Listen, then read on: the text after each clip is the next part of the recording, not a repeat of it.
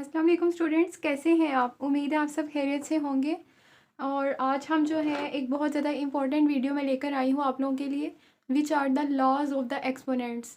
तो स्टूडेंट्स जो है हमारा 10th क्लास का जो सेकंड चैप्टर है वो भी लॉज ऑफ एक्सपोनेंट्स के इर्द गिर्द घूमता है। और अगर आप और भी कहीं बुक्स में पढ़ लें तो बहुत सी क्लासेस में लॉज ऑफ एक्सपोनेंट्स जो हैं वो पढ़ाए जाते हैं। तो ये बेसिक लॉज हैं एक्सपोनेंट्स के, जिन्हें आप लोग अगर अच्छी तरह समझ लें, आपकी इन पे ग्रिप हो जाए, तो आप एक्सपोनेंशियल कोई भी इक्वेशंस जो हैं उनको बहुत इजीली सिंप्लीफाई कर सकते हैं। तो स्टूडेंट्स वीडियो स्टार्ट करते हैं। तो सबसे पहले जो लॉ हमें गिवन है वो है ए एम। मैं यहाँ पर उसको पहले लिख लेती हूँ और उसको हम डिस्क्राइब करेंगे, उसको हम डिस्कस करेंगे कि ये कैसे हुआ। तो स्टूडेंट्स देखिए, ये पहला लॉ जो है A raise to power M multiply A raise to power N is equal to A M plus N. Students इस लॉ के अकॉर्डिंग हमें ये पता चलता है कि अगर कोई भी दो बेसिस हों, ये बेस होती है स्टूडेंट्स, आप लोग याद रख लें, ये जो ए है ये बेस है स्टूडेंट्स, दिस इज बेस। और जो ये एम है ये पावर है, इस बेस की पावर है। तो स्टूडेंट आप लोग देख लें कि इस बेस की ये पावर है। अगर वो कह रहे हैं कि अगर बेसिस जो है, ये देखें ए और ए दो बेसिस है, ये बिल्कुल सेम है, ठीक है, बिल्कुल ठीक है, सेम है, एक जैसी हैं। अगर इनकी पावर्स कुछ भी हैं और ये दो बेसिस मल्टीप्लाई हो रही हैं, तो ये क्या करेंगी, ये बेस एक दफ़ा लिखी जाएगी और इनकी पावर्स ऐड हो जाएंगी। अब आपको मैं इसको एग्जांपल से इलस्ट्रेट करके बताती हूँ। जैसे फॉर एग्जांपल 3 मल्टीप्लाई हो रहा है 3 से, इसकी पावर 2 है, इसकी पावर 5 है। तो कौन कौन सी कंडीशंस इसमें पूरी हो रही हैं? बेसिस सेम, सेम बेसिस, ठीक है, मल्टीप्लाई हो रहे हैं, ये एक कंडीशन है। सेम बेसिस होनी चाहिए और मल्टीप्लाई हो रही हो, तो फिर क्या होती है, पावर्स ऐड हो जाती हैं, 2 + 5 7। ठीक है स्टूडेंट्स, ये जो है पहला लॉ है एक्सपोनेंट का, कि अगर जो है बेसिस सेम हो और मल्टीप्लाई हो रही हो तो उनकी जो पावर्स हैं वो ऐड हो जाती है स्टूडेंट्स। तो ये था पहला लॉ।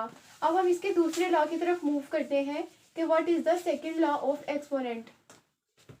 तो जो सेकंड लॉ है उसके अकॉर्डिंग अगर एक कोई बेस है ए और उसकी कुछ पावर है एम और उससे एक और पावर मल्टीप्लाई हो रही है ब्रैकेट के बाहर, तो वो जो है पावर्स जो है वो एक दूसरे से मल्टीप्लाई हो जाएंगी स्टूडेंट्स।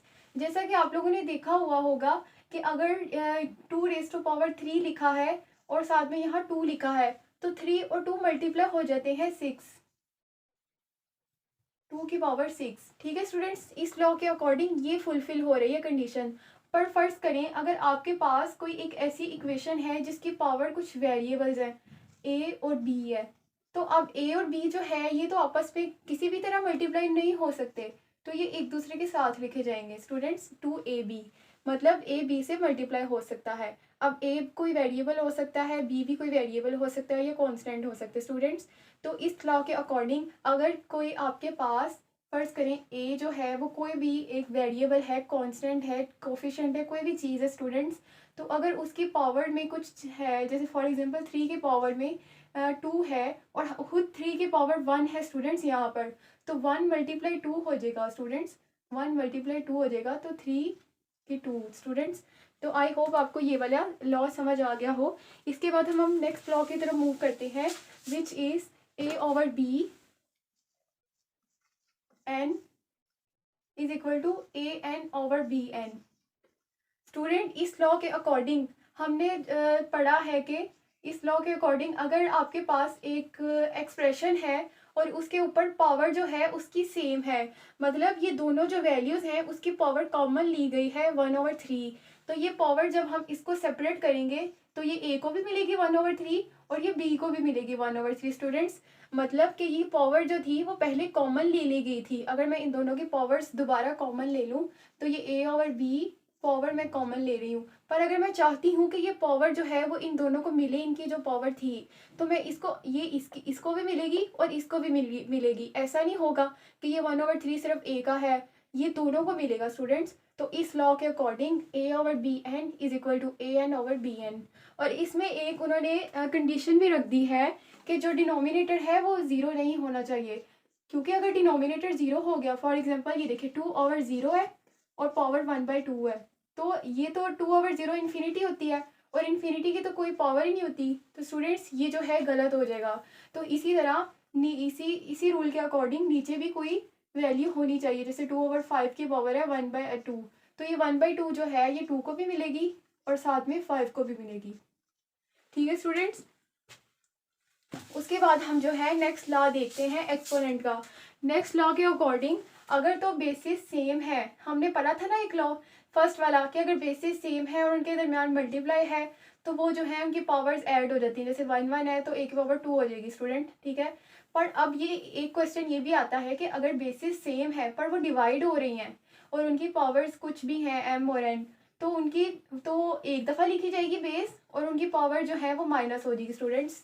तो आपने ये ख्याल रखना है कि जब भी बेसिस सेम होंगी और वो डिवाइड हो रही होंगी तो उनकी पावर्स माइनस हो जाएंगी, पर अगर बेसिस जो है वो मल्टीप्लाई हो रही हैं और सेम भी हैं तो फिर उनकी पावर जो है वो ऐड हो जाएंगी स्टूडेंट्स। ये इसमें बस डिफरेंस है ये दोनों लॉज में, ये वाले में और ये वाले में। और इसमें ये भी कंडीशन है कि ए जो है मस्ट नॉट बी ज़ीरो, यानी जहाँ पर भी आपको ऐसा लॉ नज़र आएगा जहाँ पर डिनोमिनेटर में कुछ वैल्यू है तो वो ज़रूर कहेंगे कि वो वैल्यू जो है वो ज़ीरो के इक्वल ना हो, जैसे यहाँ पर ए है वो ज़ीरो के इक्वल ना हो और यहाँ पर जैसे a⁻n ये भी ज़ीरो के इक्वल ना हो। तो स्टूडेंट्स आई होप आपको यहाँ तक समझ आ गई होगी। उसके बाद जो नेक्स्ट लॉ है वो है a⁻0 = 1, मतलब वो कह रहे हैं कि अगर कोई भी वैल्यू है जिसकी पावर 0 है तो वो 1 की इक्वल होगी। 2⁻0 ये भी 1 है, 3⁻0 ये भी 1 है, a⁻0 ये भी 1 है, m⁻0 ये भी m है 1 है। ठीक है स्टूडेंट्स, तो ये आपको आई होप क्लियर हो गया होगा। उसके बाद जो लास्ट लॉ है उसके अकॉर्डिंग कि अगर कोई एक बेस है उसकी पावर नेगेटिव में है तो अगर हम उसका रेसिप्रोकल ले लें और पावर को नीचे ले आए मतलब डिनोमिनेटर में ले आए तो क्या होगा कि वो पावर पॉजिटिव हो जाएगी स्टूडेंट्स। अगर आपने किसी भी पावर को पॉजिटिव करना हो तो आप उसका रेसिप्रोकल ले लें। फॉर एग्जांपल 2⁻³ था, ठीक है स्टूडेंट्स, तो मुझे तो 3 प्लस में चाहिए था तो मैंने इसका रेसिप्रोकल ले लिया 2⁻3, ये प्लस में हो गया स्टूडेंट्स।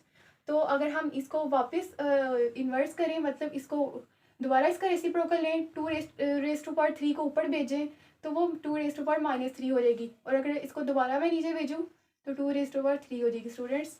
तो आई होप आपको ये क्लियर हो गया होगा। तो स्टूडेंट्स ये थे लॉ ऑफ एक्सपोनेंट्स।